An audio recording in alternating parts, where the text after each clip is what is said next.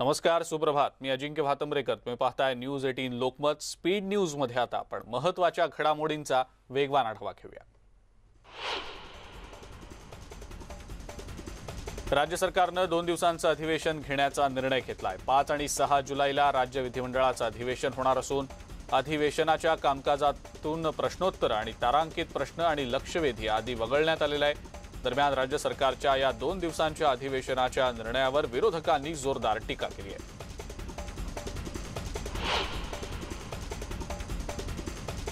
महाविकास आघाडी सरकार अस्थिर असल्याची चर्चा सुरू असतानाच महामंडळ वाटपाला आता मुहूर्त सापडलाय. महाविकास आघाडीच्या समन्वय समितीच्या बैठकीत महामंडळ वाटपाचा फॉर्म्युला ठरला आणि यानुसार शिर्डी साईबाबा संस्थान अध्यक्षपद राष्ट्रवादीकडे तर विठ्ठल रुक्मिणी देवस्थान पंढरपूर काँग्रेसच्या पारड्यात गेलेलं आहे. विशेष म्हणजे शिर्डी साई संस्थान अध्यक्षपदावर काँग्रेस आणि राष्ट्रवादी या दोन्ही पक्षांनी दावा केलेला होता. इतर महामंडळांच्या नियुक्त्या येत्या 15 दिवसात जाहीर केल्या जाणार आहेत. महाविकास आघाडीतल्या 3ही पक्षांमध्ये कोणतेही वाद नसल्याचं एकनाथ शिंदे यांनी स्पष्ट केलंय. सरकारमध्ये कोणताही असमन्वय नाही असं शिंदे यांनी ठणकावून सांगितलं. याला स्वबळाचा नारा देणाऱ्या नाना पटोले यांनीही दुजोरा देत महाविकास आघाडीमध्ये कुठलाही वाद नसल्याचं म्हटलंय. तिसरी किंवा चौथी आघाडी भाजपला आव्हान देण्यात यशस्वी ठरेल असं विश्वासानं सांगू शकत नाही असं राजकीय रणनीतिकार प्रशांत किशोर यांनी म्हटलंय. भाजप विरोधात तिसरी आणि चौथी आघाडी कामाची नाही, त्यासाठी चांगला विरोधी पक्ष हवा असं प्रशांत किशोर म्हणाले. प्रशांत किशोर यांनी एकाच आठवड्यात 2 वेळेला शरद पवारांची भेट घेतली आहे. राष्ट्रवादी काँग्रेसचे अध्यक्ष शरद पवार यांच्या नेतृत्वात देशातल्या विरोधी पक्षांच्या नेत्यांची बैठक पार पडली. ही बैठक राष्ट्रमंचची आहे, तिसऱ्या आघाडीची नाही असं स्पष्ट करण्यात आलेलं आहे. ही बैठक शरद पवारांच्या दिल्लीमधल्या निवासस्थानी झालेली असली तरी ती त्यांनी बोलावलेली नव्हती असं माजिद मेमन यांनी स्पष्ट केलंय. अमरावतीच्या खासदार नवनीत राणा यांना सुप्रीम कोर्टानं दिलासा दिलाय. उच्च न्यायालयाच्या निर्णयाला सुप्रीम कोर्टानं स्थगिती दिलेली आहे. उच्च न्यायालयानं राणा यांचं जात प्रमाणपत्र रद्द केलेलं होतं. अनुसूचित जातीसाठी राखीव असलेल्या जागेवरून नवनीत राणा खासदार म्हणून निवडून आलेल्या होत्या. विजय शिवतारे यांना हृदयविकाराचा झटका आलाय. तर या घटनेनंतर शिवतारे यांच्या मुलीच्या पत्रामुळे त्यांच्या कुटुंबातला वाद चव्हाट्यावर आलाय. ममता लांडे यांनी सख्या भावावर गंभीर आरोप केलेत. इथेनॉल प्रकल्प नावावर करण्यासाठी दबाव आणला जात असल्याचा आरोप ममता लांडे यांनी आपल्या भावावर केलेला आहे.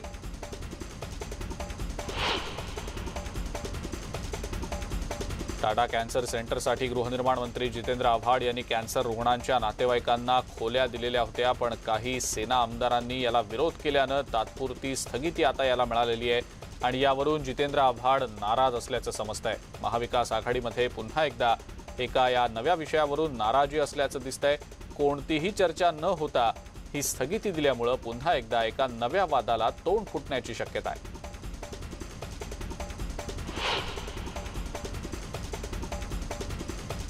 नवी मुंबईतल्या प्रकल्पग्रस्तांच्या 102 दगडखाणी पुन्हा सुरू करण्याचा निर्णय राज्य सरकारनं घेतलाय. गेल्या 5 वर्षांपासून हरित लवादाच्या कारवाईमुळे या खाणी बंद होत्या. नगरविकास मंत्री एकनाथ शिंदे यांनी सिडको आणि प्रकल्पग्रस्त दगडखाण मालकांच्या बैठकीत हा निर्णय घेतला. या दगडखाणी बंद असल्यानं 35 ते 40 हजार लोकांच्या उपजीविकेचा प्रश्न निर्माण झालेला होता. हा निर्णय घेतला गेल्यानं दगडखाणींच्या संदर्भात असलेल्या सर्व घटकांना दिलासा मिळाल्याचं नगरविकास मंत्री एकनाथ शिंदे यांनी म्हटलंय. मराठा आरक्षणाविषयी राज्य सरकारकडून पुनर्विचार याचिका दाखल करण्यात आलेली आहे. खासदार संभाजीराजे छत्रपती यांच्या आंदोलनाला यश आलंय. खासदार संभाजीराजेंकडून पुनर्विचार याचिका दाखल केल्याबाबत ट्विट करून माहिती देण्यात आलेली होती.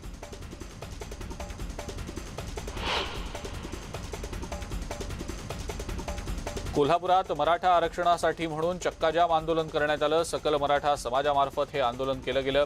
राजर्षी शाहूंच्या जनक घराण्याचे वंशज आणि सकल मराठा समाजाचा घटक म्हणून समरजित घाटके या आंदोलनामध्ये सहभागी झाले होते. आंदोलनाला शहरासह जिल्ह्यातल्या सकल मराठा समाजातल्या पदाधिकारी आणि कार्यकर्त्यांनी सहभागी होत पाठिंबा दर्शवला.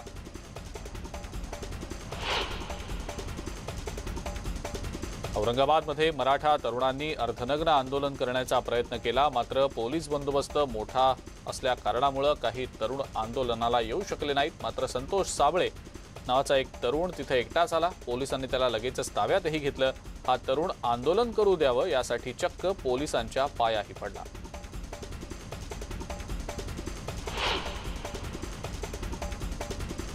औरंगाबादमध्येच ओबीसी समाजाच्या वतीनं सुद्धा आक्रोश आंदोलन करण्यात आलं।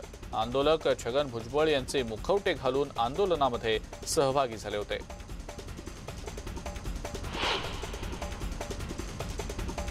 ओबीसींचं राजकीय आरक्षण वाचवण्यासाठी केंद्र सरकारच्या विरोधात बीड जिल्ह्यातल्या तालखेडमध्ये कल्याण विशाखापट्टणम राष्ट्रीय महामार्गावर रास्ता रोको करण्यात आला। यावेळेला मोठ्या संख्येनं ओबीसी समाजातले कार्यकर्ते रस्त्यावर उतरलेले होते। यावेळेला केंद्र सरकारच्या विरोधात घोषणाबाजी झाली।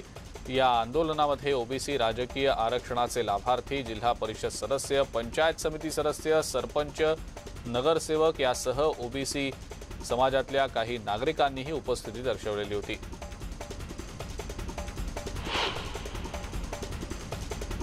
ओबीसींचं 27% राजकीय आरक्षण पूर्ववत करा, अन्यथा स्थानिक स्वराज्य संस्थांच्या निवडणुका होऊ देणार नाही असा इशारा धनगर आरक्षण गोलमेज परिषदेचे महाराष्ट्राचे निमंत्रक संदीप कारंडे यांनी दिलाय। ते कोल्हापुरात माध्यमांशी बोलत होते।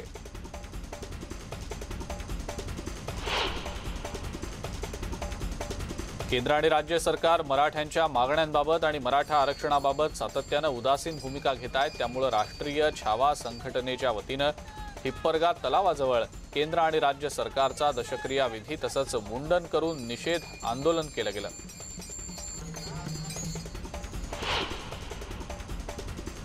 कोरोना काळात आपल्या जीवाची बाजी लावून परिचारिकांनी रुग्णसेवा केली, मात्र प्रशासनानं त्यांच्या मागण्यांकडे सातत्यानं दुर्लक्ष केल्यानं राज्यातल्या परिचारिका संवर्गातल्या कर्मचाऱ्यांचा लाक्षणिक बंद होता। यानंतर देखील जर मागण्या मान्य झाल्या नाहीत तर 25 जूनपासून बेमुदत संप पुकारण्याचा इशारा महाराष्ट्र राज्य परिचारिका संघटनेनं दिलेला आहे।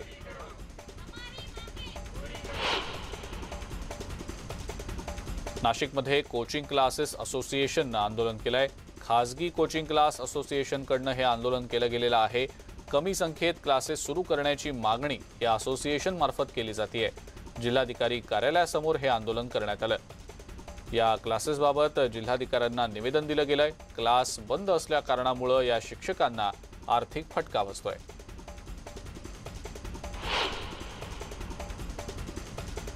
पुण्याच्या MIT कॉलेजमध्ये आंदोलन करण्यात आलं। विद्यार्थ्यांनी घोषणाबाजी देखील केली। कॉलेजनं पैसे परत न दिल्यानं हे आंदोलन करण्यात आलं।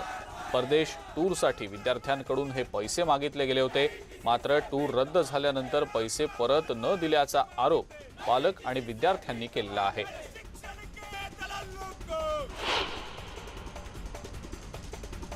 राज्यामध्ये सलग दुसऱ्या दिवशी 10,000हून कमी रुग्णांची नोंद झाली आहे। 24 तासात 8,470 नव्या रुग्णांची नोंद झालेली असून 188 कोरोना बाधित रुग्णांचा मृत्यू झालाय।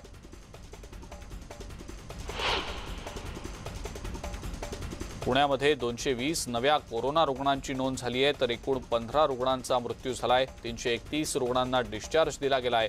सध्या पुण्यामध्ये 2,354 सक्रिय रुग्ण आहेत।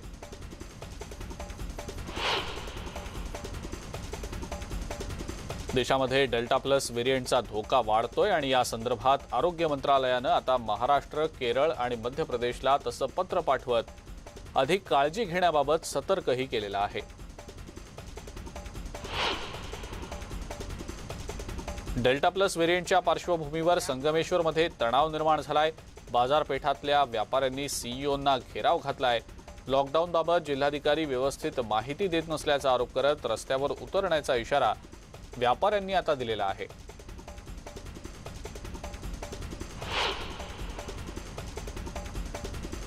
राज्यात साताऱ्यातल्या महाबळेश्वरमधल्या एका गुहेत वटवाघळांमध्ये निपाह हा व्हायरस सापडल्याची माहिती समोर आलेली आहे आणि त्यामुळे एकच खळबळही माजली आहे। NIV अर्थात राष्ट्रीय विषाणू संशोधन संस्थेनं याबद्दलची माहिती दिलेली आहे।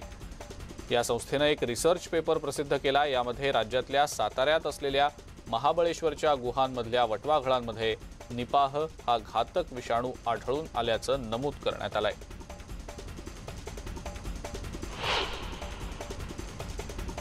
नागपूरच्या नाग नदीत हत्येचा थरार बघायला मिळाला।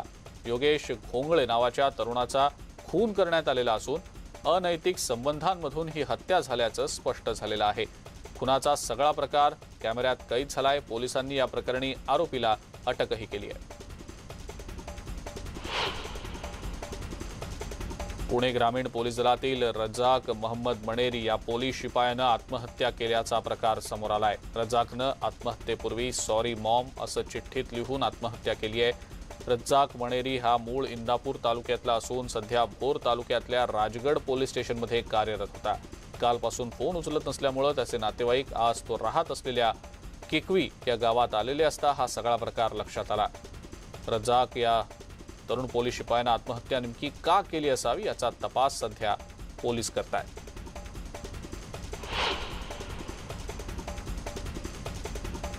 महिला आणि बाल विकास विभागाअंतर्गत गरोदर माता, स्तनदा माता आणि 3 वर्षांखालील मुलांना जो पोषण आहार दिला जातो त्यात मोठ्या प्रमाणात भेसळ असल्याचं समोर आलेलं आहे।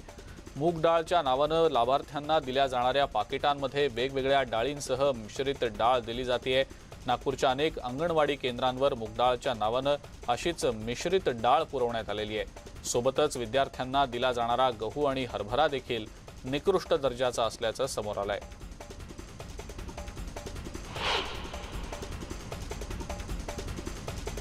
नाशिकच्या आडगाव परिसरात गुन्हेगारीचा एक थरार बघायला मिळाला। भरदिवसा गाड्यांची तोडफोड करण्यात आली। दहशत माजवण्याच्या दृष्टीनं ही तोडफोड करण्यात आल्याचं समजतंय। मागील कुरापत काढून एका कुटुंबावर हल्ला करण्याच्या प्रयत्नात घराबाहेर थांबलेल्या 5 ते 6 गाड्यांची तोडफोड करण्यात आलेली आहे।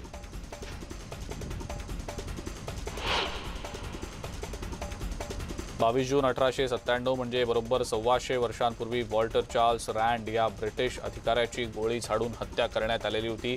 प्लेगची साथ नियंत्रणात आणण्यासाठी आलेल्या रँड यानं भारतीयांचा अमानुष छळ केलेला होता। त्यामुळे क्रांतीवीर चापेकर बंधूंनी गोळ्या घालून रँडला ठार केलं होतं। या महान क्रांतीवीरांचा स्मृतिदिन होता। ज्या वाड्यात रँडच्या हत्येचा कट रचण्यात आला तो चापेकर वाडा आज इतिहास जमा होण्याच्या मार्गावर आहे। नागपूरमधील वाकी नदीत बुडाल्यानं 4 तरुणांचा मृत्यू झाल्याचा धक्कादायक प्रकार घडलाय। यापैकी एकाचा मृतदेह मिळाला असून 3 तरुणांचा मृतदेह शोधण्याचं काम पोलिसांकडून सुरू होतं।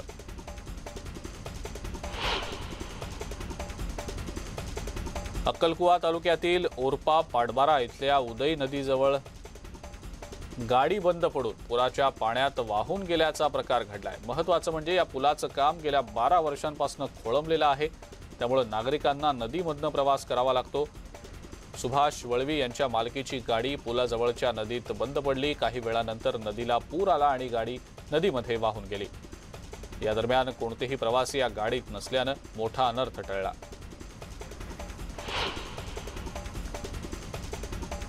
गडचिरोलीतला जहाल माओवादी नेता हरिभूषणचा मृत्यू झालाय। 4 राज्यांच्या माओवाद प्रभावित भागामध्ये सक्रिय हरिभूषणवर दंडकारण्यात 1 कोटी रुपयांचं बक्षीस असून सुकमा जिल्ह्यातल्या जंगलात हृदयविकाराच्या झटक्यानं त्याचा मृत्यू झाल्याची माहिती पोलिसांनी दिलेली आहे। पोलीस दलावर हल्ल्यासह अनेक मोठ्या हिंसक घटनांचा हरिभूषण सूत्रधार होता।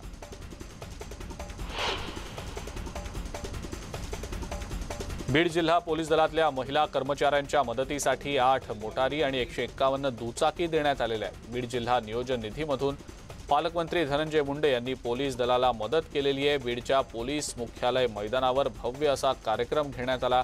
त्यावेळेला पोलीस दलानं वाहन आणि दुचाकींवरून मानवंदनाही दिली। विशेष म्हणजे या सगळ्या गाड्या महिला कर्मचाऱ्यांना प्रदान करण्यात आल्या आहेत। महिलांवरील वाढते अत्याचार रोखण्यासाठी, महिला पोलीस सक्षमीकरणासाठी या मोटारी आणि दुचाकींचं वाटप करण्यात आलं।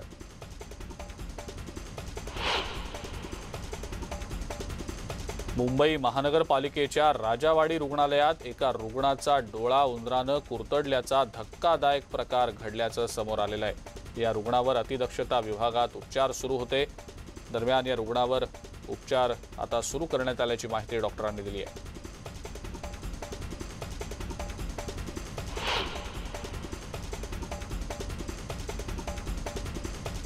मुंबईत महानगरपालिकेच्या राजावाडी रुग्णालयात उंदरानं रुग्णाचा डोळा कुरतडल्याचा प्रकार समोर आलेला होता। ही एक गंभीर घटना असून चौकशीचे आदेश देण्यात आल्याचं मुंबईच्या महापौर किशोरी पेडणेकर यांनी आता म्हटलेलं आहे.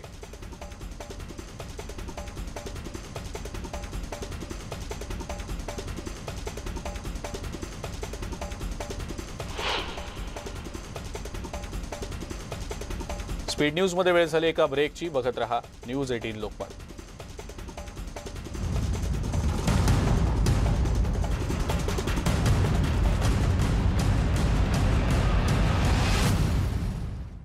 राजकीय रणनीतिकार प्रशांत किशोर यांनी म्हटलंय, भाजपा विरोधात तिसरी आणि चौथी आघाडी कामाची नाही, त्यासाठी चांगला विरोधी पक्ष हवा, असं प्रशांत किशोर यांनी म्हटलंय.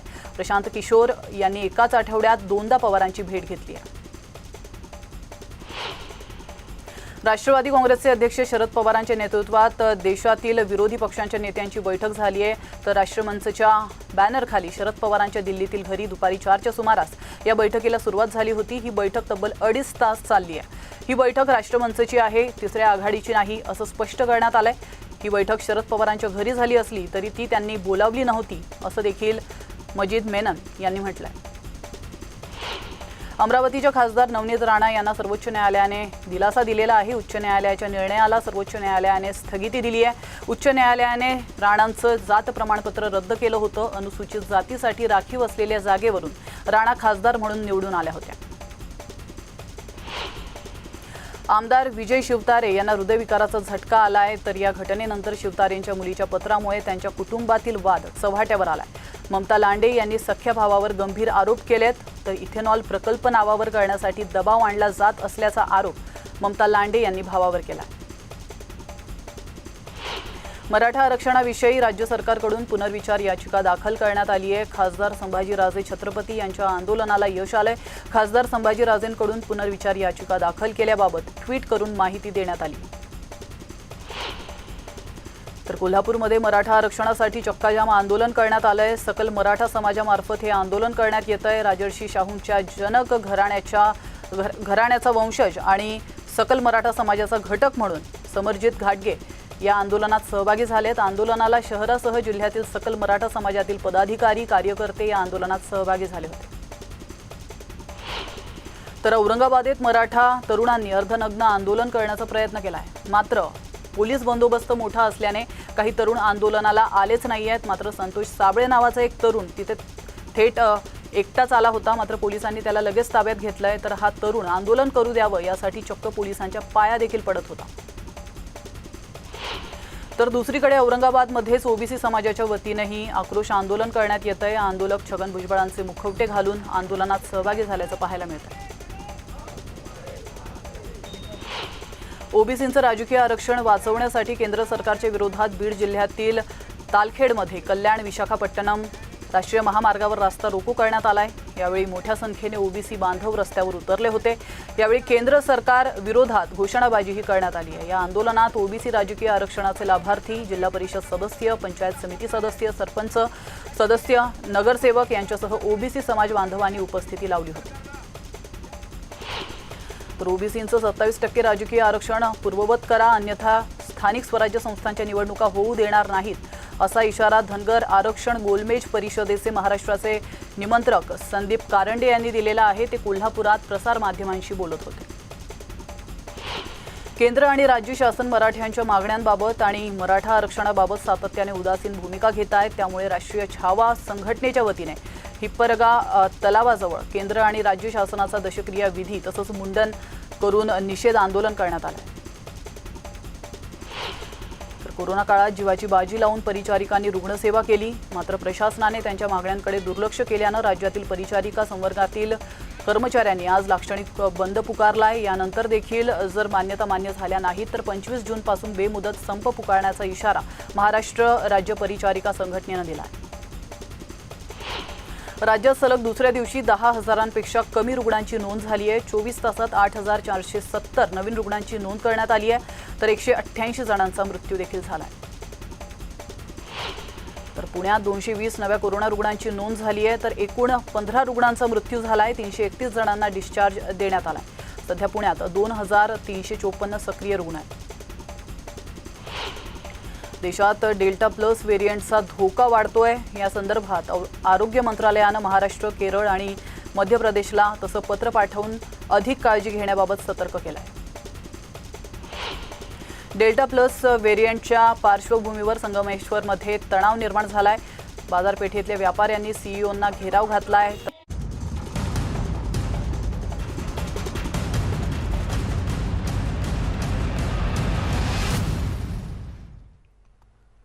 ब्रेकनंतर स्पीड न्यूजमध्ये आपण इतरही महत्त्वाच्या बातम्यांचा आढावा घेऊया।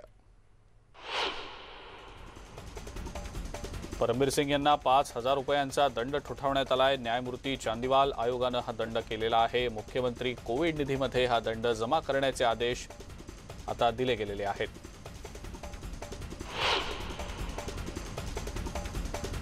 आषाढी वारी दरम्यान पंढरपुरात संचारबंदी लागण्याची शक्यता वर्तवण्यात आलेली आहे। 17 ते 25 जुलैपर्यंत संचारबंदी लावण्याबाबत पोलीस प्रशासनानं जिल्हाधिकाऱ्यांना प्रस्ताव सादर केलेला आहे। संचारबंदीबाबतचा निर्णय जिल्हाधिकारी घेणार असल्याचं पोलीस अधीक्षकांनी म्हटलंय।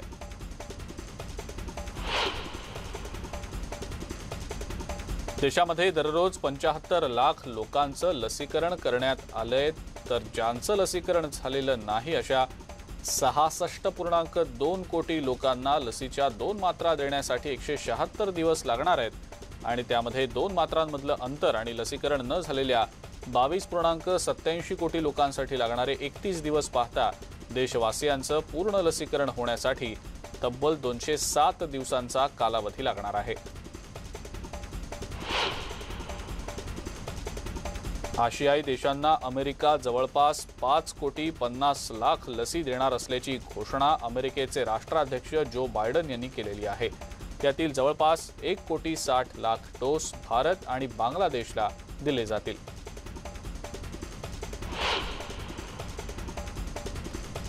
अलेहांद्रो गोमेजनं केलेल्या एकमेव गोलच्या बळावर अर्जेंटिनानं पॅराग्वेवर 1-0 अशी मात केली आणि कोपा अमेरिका फुटबॉल स्पर्धेच्या उपांत्यपूर्व फेरीमध्ये प्रवेश करण्याचा मान सर्वप्रथम मिळवलेला आहे।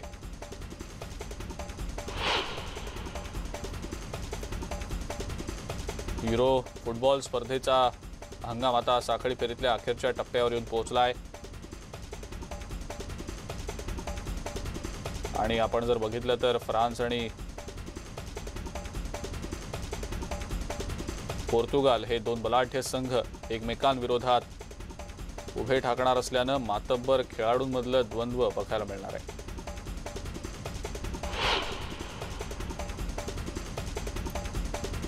वर्ल्ड टेस्ट चॅम्पियनशिपच्या अंतिम लढतीच्या 5व्या दिवस अखेर भारतानं न्यूझीलंडसमोर 32 रन्सची आघाडी घेतलेली आहे। तत्पूर्वी मोहम्मद शमी आणि इशांत शर्माच्या भेदक माऱ्यापुढे न्यूझीलंडची पहिली इनिंग 249 रन्सवर संपली। 5व्या दिवशी भारतीय गोलंदाजांचं वर्चस्व बघायला मिळालं। आज म्हणजे राखीव दिवसाला वर्ल्ड टेस्ट चॅम्पियनशिपचा विजेता कोण असेल याचं चित्र स्पष्ट होईल।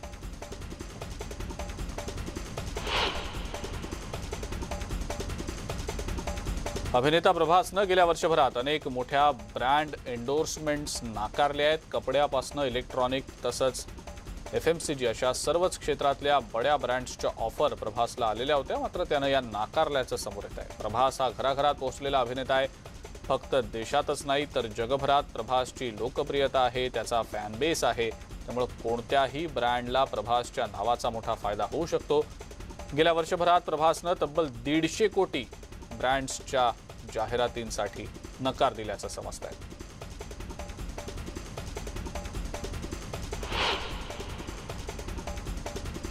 आणि या सगळ्या महत्त्वाच्या बातम्यांसोबतच स्पीड न्यूजमध्ये वेळ झाली इथंच थांबण्याची। ताज्या बातम्या आणि अपडेट्ससाठी बघत राहा फक्त न्यूज 18 लोकमत।